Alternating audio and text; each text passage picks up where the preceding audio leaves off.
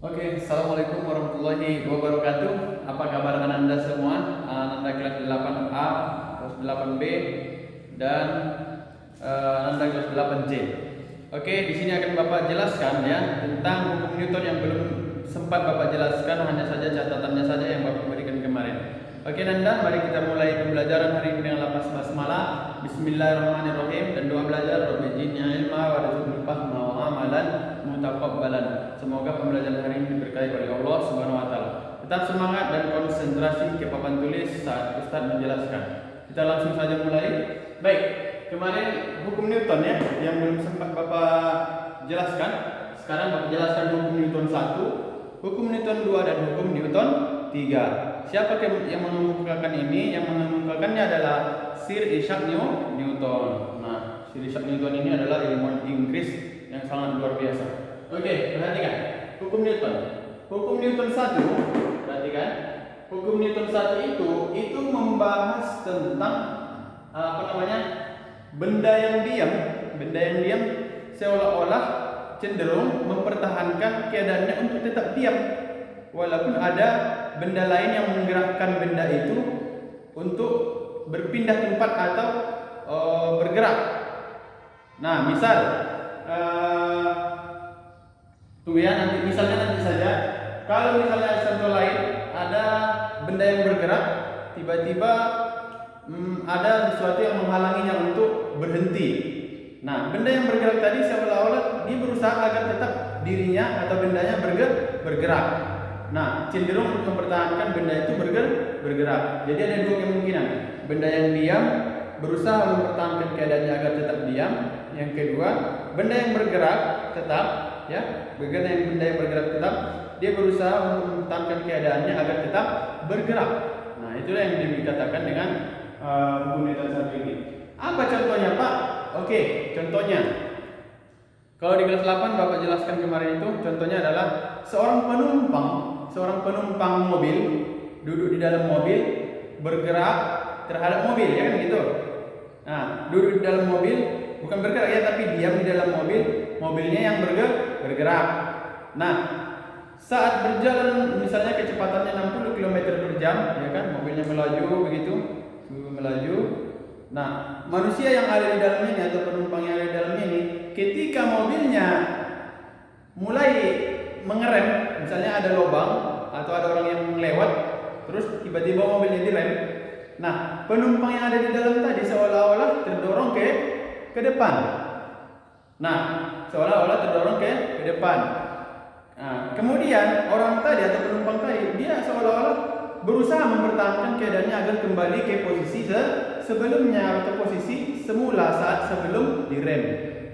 Nah, itu yang dikatakan cenderung mempertahankan keadaannya. Nah, benda itu berusaha mempertahankan keadaannya untuk tetap diam. Nah, karena penumpang tadi kan diam di dalam mobil. Nah, kemudian bagaimana kalau mobilnya makin laju atau kecepatannya dipercepat? Saat kecepatannya konstan, tiba-tiba ingin mengejar sesuatu misalnya, semakin cepat, tiba-tiba semakin cepat. Nah, penumpang tadi seolah-olah terdorong ke belakang. Seolah-olah penumpang tadi terdorong ke belakang karena sentakan dari mobil yang semakin cepat. Berarti ada perubahan gaya terhadap penumpang ini. Nah, apa yang terjadi dengan penumpang? Penumpang tadi berusaha mengembalikan posisinya ke posisi semula sebelum dipercepat.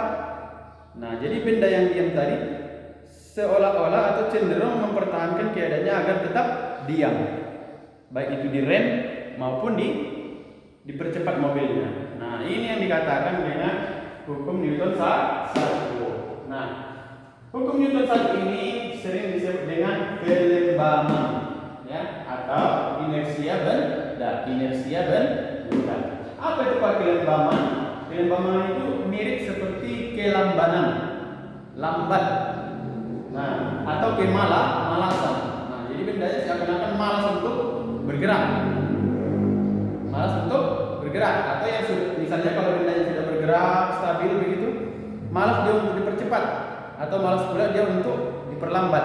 dia mempertahankan keadaannya, berusaha mempertahankan keadaannya. Misalnya kalau manusia tidur itu, ya, orang tidur malas bergerak, nah ini berarti akan terjadi kelambanan benda. Siapa bendanya? Yang tidur tadi, gitu ya. Jadi jangan tidur banyak-banyak, bergerak. Nah ini contohnya tadi ya. Nah, apa bunyi hukum Newton 1 abang kakak? Hukum Newton 1 adalah setiap benda selalu dalam keadaan diam atau bergerak lurus beraturan. Bisa diam, selalu dalam keadaan diam, atau bergerak stabil atau kecepatannya konstan. Maka dikatakan gerak lurus beraturan atau GLB selama tidak ada gaya luar yang mempengaruhinya. Apa ulangi ya? Setiap benda yang diam atau benda yang bergerak konstan akan mempertahankan keadaannya selama tidak ada gaya luar yang mempengaruhinya. Paham? Misal benda diam, kalau ada benturan yang mengganggunya, maka ada perubahan gaya pada benda tersebut. Maka itu bukanlah hukum Newton 1. Itu nanti adalah hukum Newton 2. Jadi benda yang diam tadi kakak, kalau dia tidak diganggu sama gaya-gaya yang lain, baik itu gaya dorong, gaya tekan, gaya tahan, dan gaya yang lain-lain mempengaruhi benda itu, selama tidak diganggu oleh gaya yang lain, dia akan mempertahankan keadaannya, baik itu keadaan diam atau bergerak lurus beraturan. Paham kakak? Paham abang ya? Itulah yang dikatakan hukum Newton 1. Ya, selama tidak dipengaruhi gaya luar itu baik itu gaya gesek, gaya dorong lagi, gaya semua gaya atau gaya gesek udara, dia benda yang akan mempertahankan keadaannya, baik keadaan diam atau bergerak stabil. Paham kakak ya? Ya kan, benda yang stabil itu kecepatannya konstan. Seperti bumi berotasi mengelilingi matahari, planet-planet berotasi mengelilingi matahari, itu kan stabil geraknya. Nggak ada cepat-cepat lambat, dia stabil. Ya, kenapa? Karena tidak ada gaya luar yang mempengaruhinya. Nah, ini contohnya ya. Sampai situ paham kakak ya? Ini contohnya planet-planet bumi, planet-planet bumi, bulan, dan benda lain mengelilingi, berevolusi mengelilingi matahari. Nah, planet-planet inilah yang berusaha mempertahankan keadaannya. Berarti planetnya kan bergerak mengelilingi matahari. Iya, bergerak. Bergeraknya bagaimana? Ini dia, gerak lurus beraturan. Tapi kalau dia mengelilingi kan gerak melingkar. Tapi gerak melingkar beraturan. Cuma kan geraknya beraturan, tidak dipercepat, tidak diperlambat. Oke, mantap. Itu hukum Newton 1. Hukum Newton 2 berbeda dengan hukum Newton 1. Nah, oke, hukum Newton 2 itu begini. Benda yang bergerak dapat diam. Benda yang bergerak dapat diam jika diberi gaya. Gaya apa?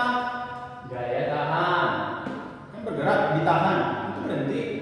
Kemudian, dan benda yang diam dia akan bergerak jika diberi gaya dorong. Misalnya meja yang diam kita dorong, kan bergerak.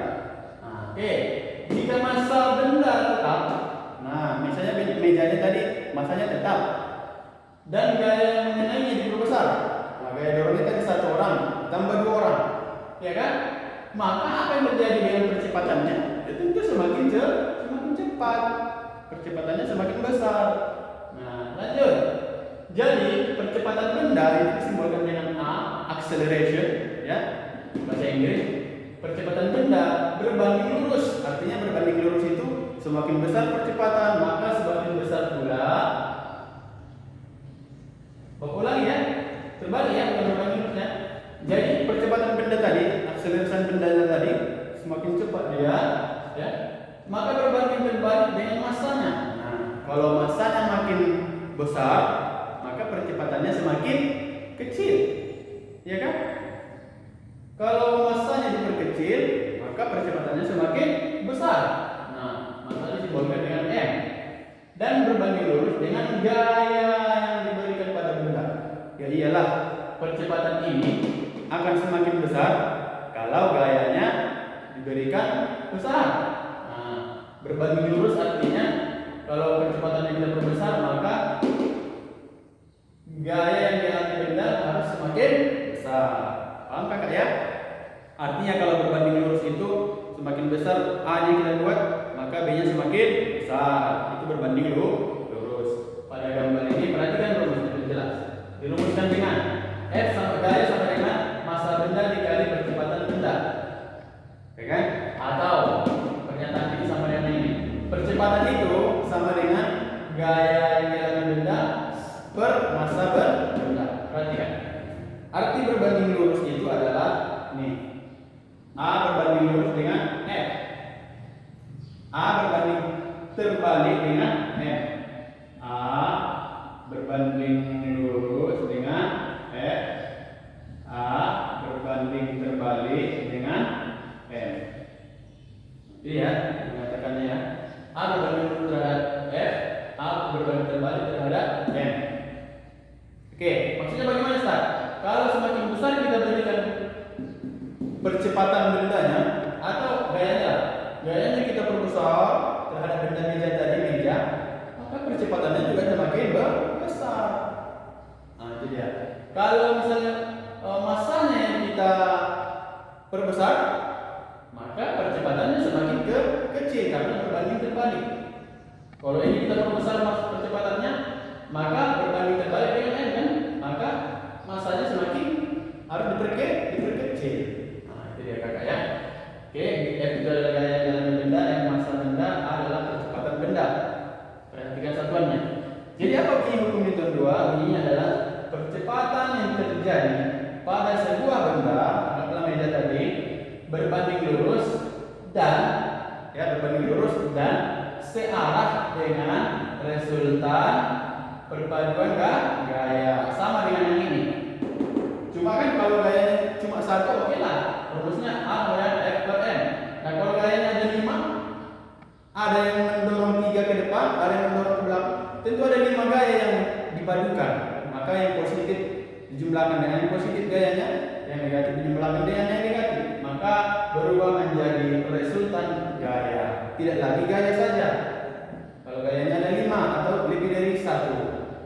Jadi percepatan sama dengan resultan gaya ya yang memiliki arah. Ini vektor berarti yang memiliki arah per massanya, massa benda tadi. Oke, ini kakak ya. Nah, itulah dia bunyi hukumnya. Jangan lupa bunyi hukumnya Newton 1 dan hukum Newton 2. Pahami dulu konsepnya, apa maksud hukum Newton 1 dan 2, baru bisa kakak tuliskan tanpa melihat ini lagi. Oke, lanjut hukum Newton 3. Hukum Newton 3 sering disebut dengan hukum aksi reaksi. Aksi reaksi. Baik. Hukum Newton 3 sering disebut dengan aksi reaksi. Contohnya supaya mudah Bapak menjelaskannya, perhatikan ke depan. Ini ada sebuah dinding, diberikan tali, ya, ditarik oleh seseorang yang sedang duduk di atas kursi roda. Perhatikan, ditarik oleh seorang yang sedang duduk di atas kursi roda. Kira-kira apa yang terjadi? Iya, orang yang duduk ini memberikan gaya tarik. Gaya tarik tentu arahnya ke sana ya kan? Jadi gaya tariknya disimbolkan dengan F. Gaya tariknya itu arahnya kan ke belakang. Nah, ini dia. Tentu orangnya tertarik ke depan. Nah, ini namanya gaya aksi yang diberikan seseorang ini. Timbul pula lah gaya reaksi. Ini gaya reaksinya. Nah, ini gaya reaksinya arahnya ke dinding karena bergerak ke arah dinding. Ini disimbolkan dengan F1. Ada gaya aksi, timbul gaya reaksi. Biasanya gaya reaksi timbul akibat karena adanya gaya aksi. Ini F sama dengan gaya aksi, F1 ini adalah gaya reaksi, maka F dan F1 sama dengan aksi reaksi. Oke, itu dia kakak ya. Oke, apa bunyinya? Bapak hapus dulu yang ini, ya. Bapak hapus saja yang ini. Nanti sebelum dicatat dulu ini sebelum masuk ke lanjutan hukum Newton 3.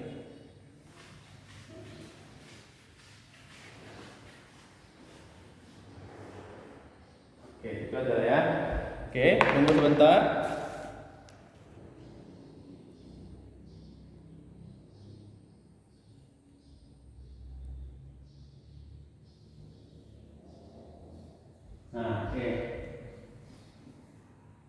Lanjut ya, hukum Newton 3. Contoh lainnya apa? Contoh lain, sebuah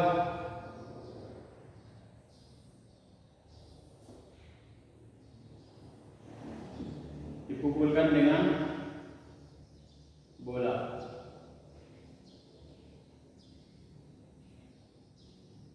Maaf ya, gimana menggambarnya kira-kira?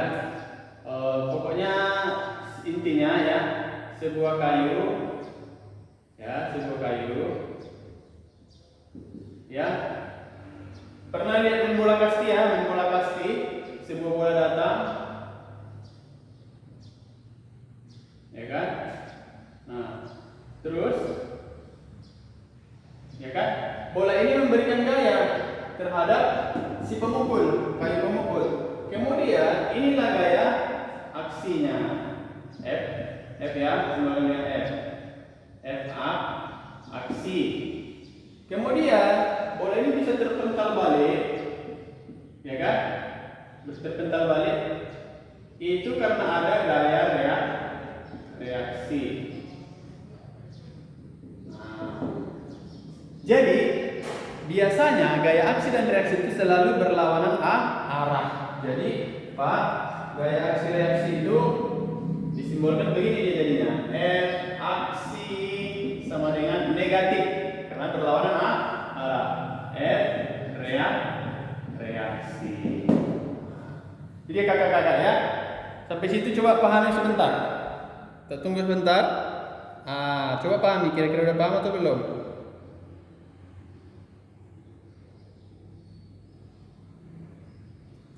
Jadi bunyi hukum Newton 3 itu apa jadinya? Kira-kira? Oke, kita tuliskan ya.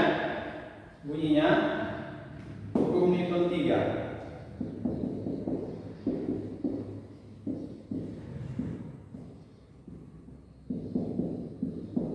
Bunyinya ya, bunyi.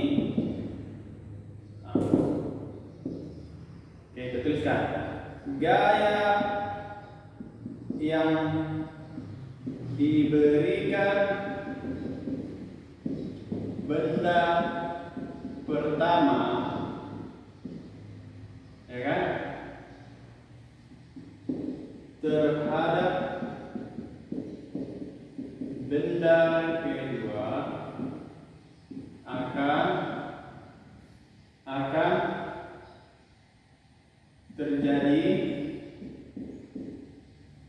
apa tulis begini, kedua atau gaya aksi akan benda kedua akan memberikan gaya balik terhadap benda satu, ya, benda pertama lah ya, pertama atau gaya reaksi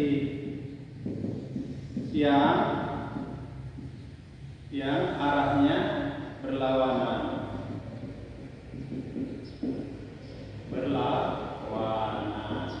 Nah, itu dia kakak ya. Nah, ketika benda pertama memberikan gaya aksi terhadap benda kedua akan memberikan gaya reaksi terhadap benda pertama. Apa contoh lain, Pak? Misalnya abang atau kakak memukul dinding atau meninju dinding. Tangan kakak atau abang merasa kesakitan. Kenapa? Ketika abang memberikan gaya terhadap dinding juga akan memberikan gaya reaksi terhadap tangan kalian. Gaya reaksi itu yang menimbulkan tangan kalian merasa sakit. Oke, kakak ya, itulah dia materi kita hari ini.